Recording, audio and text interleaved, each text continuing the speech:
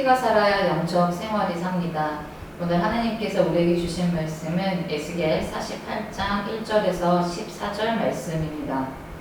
모든 지파의 이름은 이와 같으니라. 북쪽 끝에서부터 헤들론 길을 거쳐 하맛 어귀를 지나서 다메섹 경계선에 있는 하사레몬까지 곧 북쪽으로 하맛 경계선에 미치는 땅 동쪽에서 서쪽까지는 단의 몫이요 단 경계선 다음으로 동쪽에서 서쪽까지는 아셀의 몫이요 아셀 경계선 다음으로 동쪽에서 서쪽까지는 납달리의 몫이요 납달리 경계선 다음으로 동쪽에서 서쪽까지는 므낫세의 몫이요 므낫세 경계선 다음으로 동쪽에서 서쪽까지는 에브라임의 몫이요 에브라임 경계선 다음으로 동쪽에서 서쪽까지는 르우벤의 몫이요 르우벤 경계선 다음으로 동쪽에서 서쪽까지는 유다의 몫이요 유다 경계선 다음으로 동쪽에서 서쪽까지는 너희가 예물로 드릴 땅이라.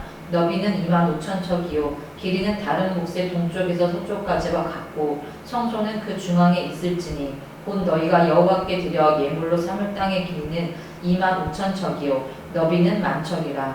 이 드리는 거룩한 땅은 제사장에게 돌릴지니 북쪽으로 길이가 25,000척이요 서쪽으로 너비는 10,000척이요 동쪽으로 너비가 10,000척이요 남쪽으로 길이가 25,000척이라. 그 중앙에 여호와의 성소가 있게 하고 이 땅을 사독의 자손 중에서 거룩하게 구별한 제사장에게 돌릴지어다. 그들은 직분을 지키고 이스라엘 족속이 그릇될 때에 레위 사람이 그릇된 것처럼 그릇되지 아니하였느니라. 땅의 예물 중에서 그들이 예물을 받을지니 레위인의 접경제에 관한 가장 거룩한 예물이니라. 제사장의 경계선을 따라 레위 사람의 몫을 주되 길이는 25,000척이요 너비는 10,000척으로 할지니 이 구역의 길이가 25,000척이요 너비가 각기 10,000척이라. 그들이 그 땅을 팔지도 못하며 바꾸지도 못하며 그 땅의 처음 익은 열매를 남에게 주지도 못하리니 이는 여호와께 거룩히 구별한 것임이라. 아멘. 에스겔 40장부터 48장까지 이 말씀을 읽다 보면 한 가지 반복해서 나타나는 특징이 있습니다. 하나님께서 굉장히 세밀하게 구별하신다는 것입니다. 성전의 크기를 측량하시고 바깥들과 안뜰을 구별하시고 문이 열리고 닫히는 때도 정하십니다. 아무나 아무 곳에 들어갈 수 있는 것이 아니라 들어갈 수 있는 사람과 들어갈 수 없는 사람이 있고 제사장과 레위인의 역할도 다르게 구별하십니다. 그리고 오늘 48장에 이르면 그 구별이 성전이라는 공간을 넘어서 이스라엘 백성들이 살아갈 땅 전체로 확장됩니다. 1절부터 하나님께서는 각 지파가 살아갈 땅의 경계를 하나하나 정해주십니다. 단 지파의 땅이 있고 그 아래로는 아셀, 그 다음에는 납달리, 므낫세, 에브라임, 르우벤, 유다의 땅이 차례로 이어집니다. 누구의 땅인지 어디에서 어디까지인지 하나님께서 구별하여 정해주시는 것입니다. 하나님께서는 분명히 구별하시는 분이십니다. 거룩한 것과 속된 것을 뒤섞어 놓지 않으시고 공간을 구별하시고 사람의 역할도 구별하시며 오늘 본문에서는 백성들이 살아갈 땅까지 구별하여 질서를 세워가십니다. 그러면 여러분, 하나님께서 구별하신다는 것이 무슨 뜻일까요? 그리고 하나님은 왜 이렇게까지 구별을 하시는 것일까요? 우리는 흔히 거룩하게 구별한다라고 하면 다른 것과 섞이지 않도록 떼어놓는 것을 먼저 생각하게 됩니다.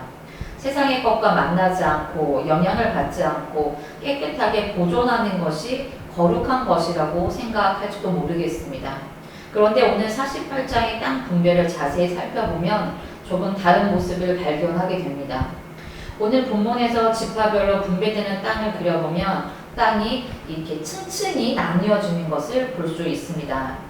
북쪽에서부터 단, 아셀, 납달리, 므낫세, 에브라임, 르우벤, 유다의 땅까지 층층이 분배를 한 다음에 다른 지파들을 두고 특별한 땅 하나를 구별한다고 말씀하십니다. 8절입니다. 유다 경계선 다음으로 동쪽에서 서쪽까지는 너희가 예물로 드릴 땅이라. 너희는 25,000척, 너비는 25,000척이요 길이는 다른 몫의 동쪽에서 서쪽까지와 같고 성소는 그 중앙에 있을지니. 아멘. 다른 지파에게 나누어주는 땅과 달리 이 땅은 하나님께 예물로 드릴 땅이라고 말합니다. 그리고 하나님께서는 그 구별된 땅의 중앙에 성소를 두라고 하십니다. 9절에서는 반복해서 여호와께 드려 예물로 삼을 땅이라 말씀하시고 10절에서는 그 가운데 여호와의 성소가 그 중앙에 있으리라고 다시 한번 말씀하십니다. 그렇게 특별한 땅을 두시고 그 땅 아래로 다시 베냐민, 시므온, 이사갈, 스불론, 갓의 땅이 또 층층이 분배되게 됩니다. 그러니까 하나님은 이 특별하고 구별된 땅을 분배된 지파와 완전히 동떨어진 곳, 외딴 곳에 두시는 것이 아니라 층층이 분배된 지파들 가운데에 이 거룩한 땅을 두셨다는 사실입니다. 거룩하다라고 해서 백성들의 삶과 동떨어진 곳에 있는 것이 아니라 백성들이 살아가는 땅 전체의 가장 중앙부에 위치하게 하신 것입니다. 오늘 본문을 조금 더 자세히 보면 이 구별된 땅 안에서도 또 다른 구별이 이루어지는 것을 볼 수 있습니다. 10절에서는 제사장들이 사용할 땅을 정하시고 12절에서 그 땅을 지극히 거룩한 땅이라고 말씀하십니다. 그리고 13절부터는 제사장들에게 땅을 주신 것처럼 레위 사람들이 사용할 땅도 따로 정해 주십니다. 하나님께서 보여주신 이 회복된 땅에 아무런 경계가 없는 것이 아닙니다. 오히려 굉장히 많은 경계가 있습니다. 지파마다 땅이 다르고 거룩하게 구별된 땅이 있고 그 안에서도 제사장과 레위인의 자리가 다릅니다. 그런데 저는 여기에서 우리가 구별에 대한 생각을 잘 이해해야 한다는 생각이 들었습니다.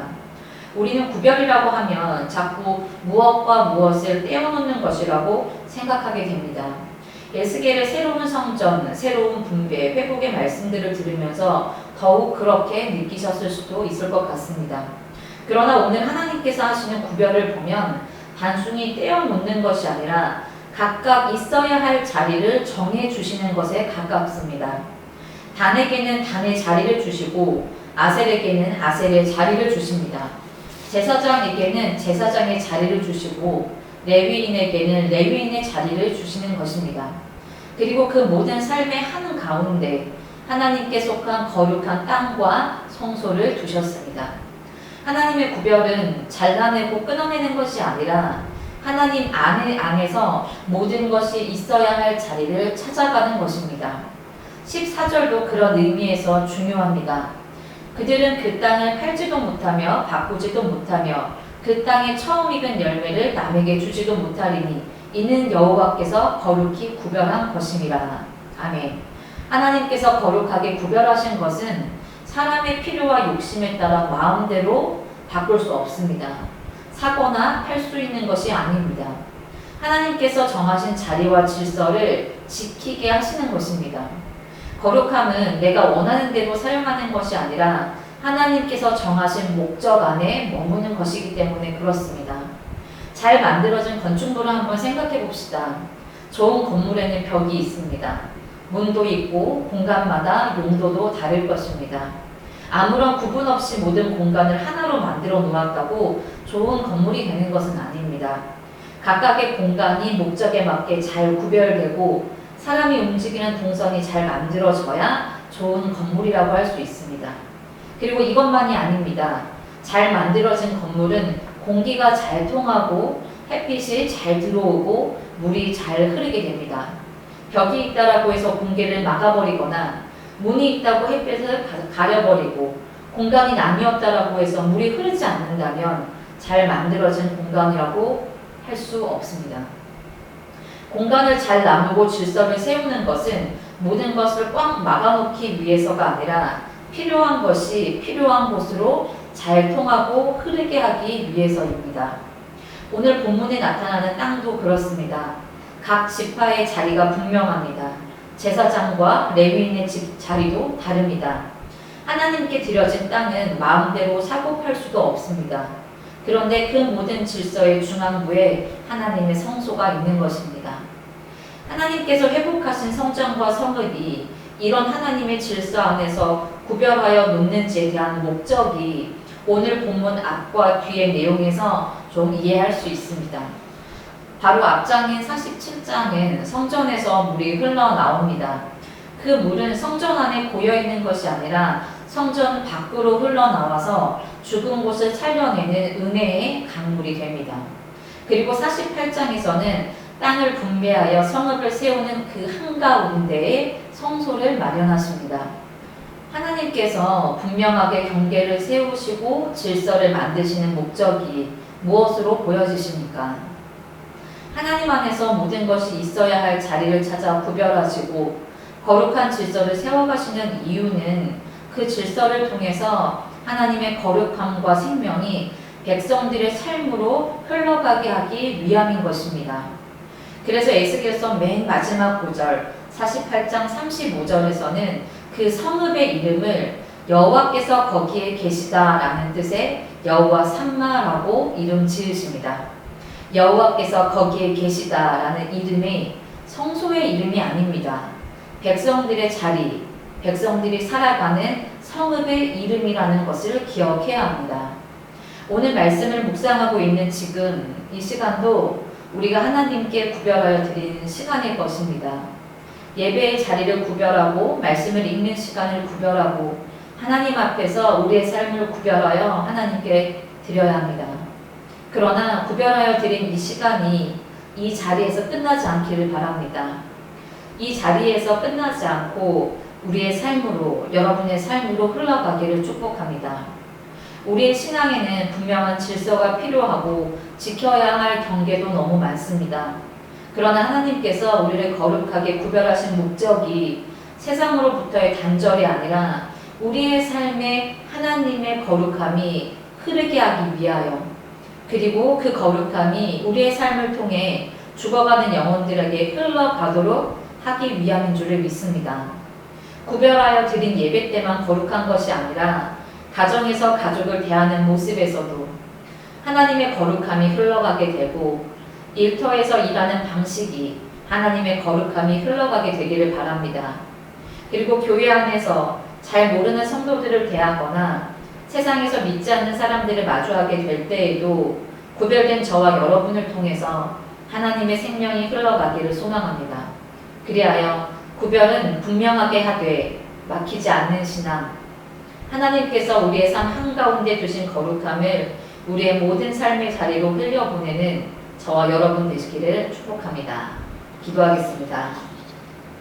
살아계신 주님, 우리를 거룩한 백성으로 구별하여 주시고 하나님의 말씀 안에서 살아가게 하시니 감사합니다. 우리의 삶과 모든 관계 가운데 말씀을 따라 구별해야 하는 것, 자리를 지켜야 하는 것을 날마다 배워가게 하여 주시옵소서. 그러나 우리가 순종하는 거룩한 구별이 세상과 멀어지기 위한 것이 아니라 하나님 안에서 하나님의 생명과 거룩함이 흘러가기 위함임을 기억하게 하여 주시옵소서.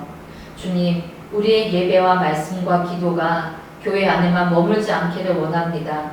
성전에서 흘러나온 물이 죽어있는 곳을 살렸던 것처럼 우리에게 주신 하나님의 사랑과 은혜가 우리의 가정으로, 일터로, 이웃에게로 흘러가게 인도하여 주시옵소서. 우리가 살아가는 삶의 자리에서 하나님의 거룩하심을 흘려보낼 수 있는 그 은혜를 우리의 삶에 역사하여 주시옵소서.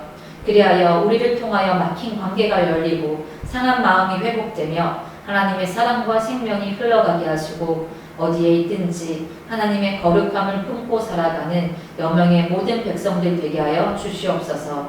예수 그리스도의 이름으로 기도드립니다. 아멘. 말씀과 기도 제목을 가지고 함께 기도하겠습니다.